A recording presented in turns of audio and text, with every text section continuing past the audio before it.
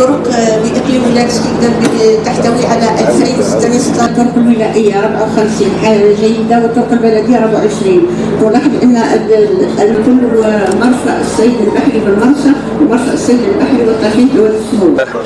مبروك على مواطنين سكيكدا وكل الجزائريين إن شاء الله. واش قلت هي المهم التنقل المواطن ومستعمل الطريق ماهيش ازدواجية الطريق. ازدواج الطريق هذه ماهيش هدف من اصلها، هي وسيله.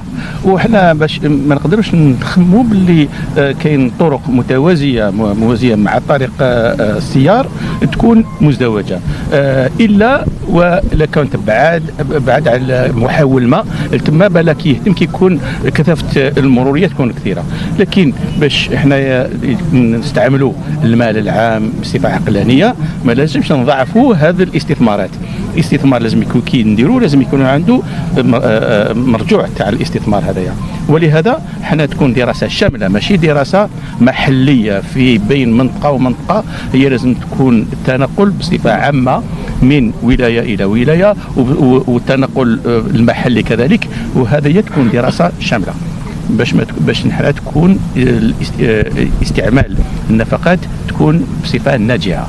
ما دخلوش على بالكم اللي كان فيه مشكل في هذا هي في الاشغال بالذات، وكانت الصاحب والمؤسسات المنجزه دخلت في مشاكل قضائيه، وهذه راني تحل. كان الجزائريه للطرقات اتخذت قرار باش تتفاوض مع شركه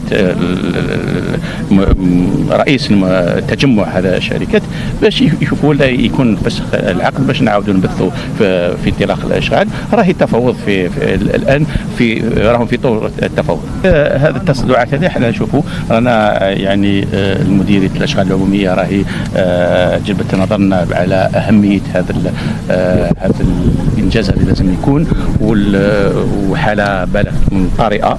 احنا ان شاء الله رايحين نحاولوا نسجلوا هذه العمليه بصفه كما قلنا طارئه باش نقدروا نتدخلوا قبل ما يكون فيها كوارث.